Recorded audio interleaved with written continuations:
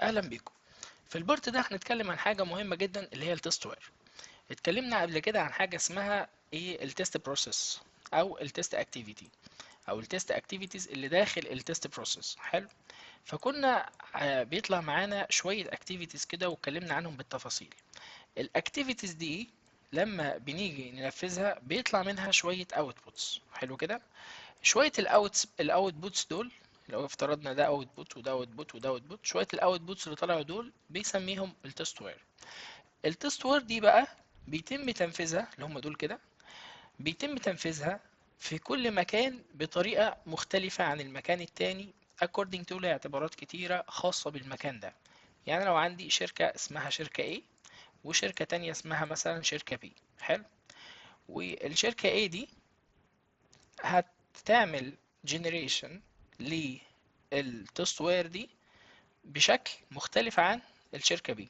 على سبيل المثال الدوكيومنتيشن، ممكن تلاقي التست كيسز في الشركة رقم A دي، ومثلا التست بلان لو افترضنا يعني الحاجتين دول بيتكتبوا بشكل مور ديتيلز وبشكل مفصل وبشكل رسمي قوي. ممكن تلاقي نفس الحاجتين تيست كيسز والتيست بلانز في الشركة بي بيتكتبوا بقى بشكل غير رسمي وبتفاصيل أقل. بيستخدموا مثلا حاجة زي مثلا هنا مثلا ممكن يكونوا يستخدموا حاجة شبه الإكسل أو أي تيست مانجمنت تول. هنا ممكن يستخدموا حاجة مثلا زي جوجل دوكيمنت أو كده بشكل غير رسمي، يعني حاجات يعني أكثر سهولة والموضوع بيكون أبسط وكده. لو على مستوى الاوتوميشن تيستنج ممكن تلاقي الشركه ايه دي بتستخدم سيلينيوم مثلا سيلينيوم جافا. بتكتب باستخدام او بتفولو البوم زي باترن مثلا او كده. فيعني الشركه دي مثلا مور اورجنايزد او كده، او بتاخد شيب معين في التست ويرز بتاعتها اللي بتطلعها من الاكتيفيتيز. الشركه دي ممكن على مستوى الاوتوميشن تيستنج مثلا ممكن تستخدم بايثون او بلاي رايت او كده، او بلاي رايت بلس بايثون.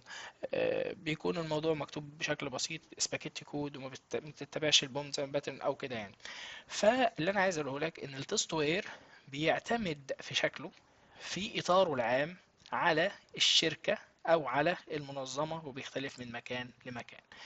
تعال بقى نشوف هو كاتب ايه. بيقول لك ان التست وير ده is created as output product output work product from the test activities اللي هي described in section 1.4 يعني هو زي ما شرحت لك هنا بالتفصيل هو عبارة عن output work product طالع من التست activities اللي شرحناها وقلناها في section 1.4.1. قال لك there is a significant variation in how different organizations بريديوس في الشيب والنيم والاورجنايز اند المانج بتاعه الورك برودكتس دي.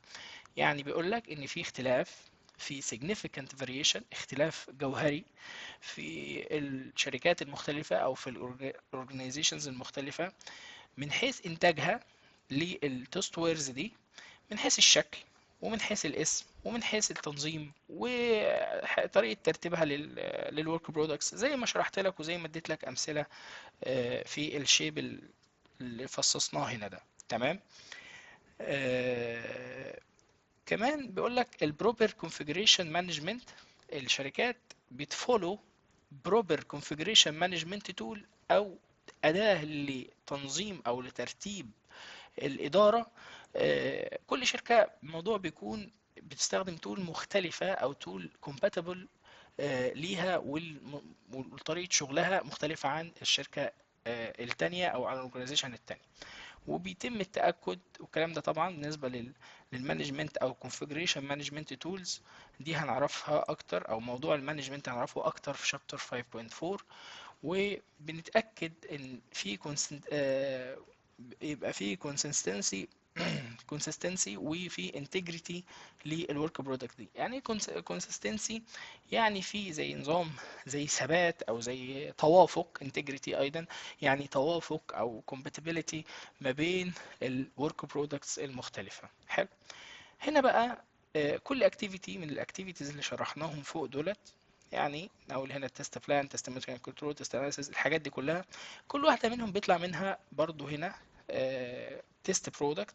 هنعرفهم بالتفاصيل في الفيديوهات اللي جايه ونفهم كل واحد فيهم على حده ان شاء الله.